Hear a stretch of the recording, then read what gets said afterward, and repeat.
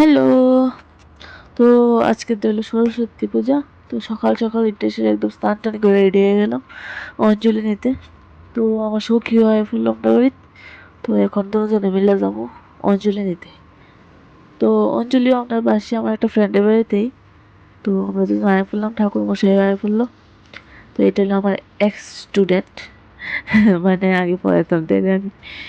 তো এদিকে পূজা শুরু হয়ে গেছে, অঞ্জলি নিতেও বইয়া গেলাম। তো ঠাকুর মশাইও আমরা চিনা পরিচয়, বলতাম আমার ফ্রেন্ডই। তো অঞ্জলি টঞ্জলি নিয়ে এখন সরস্বতীর নাম লিখতে বয়ে গেলাম।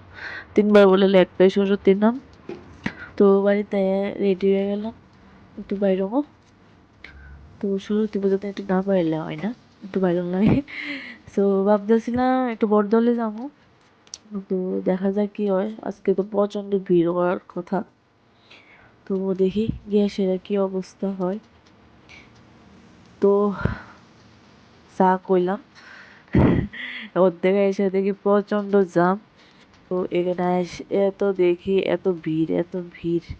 তো আমরা আর ভিতরে ঢোকার সাহসই করছি না, ভিতরে তো ঢুকছি না, সামনের থেকে একটু ফটো ফটো তুললা হ্যাঁ পড়ছি।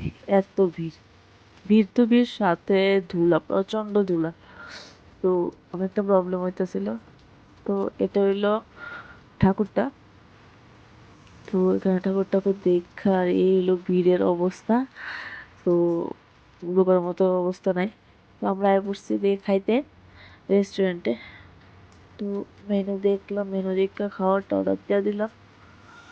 তো এখন বয়ে বয়ে ওয়েট করতেছি খাওয়ারে। তো খাওয়া আয়া পড়ছে, তারপর খায়া টায়া কমপ্লিট করে আমরা বাড়িতে পড়ছি। তো আর কোনো ব্লগ বানাইছি না। তো আজকে লেগে এখানেই, বাই, টাটা।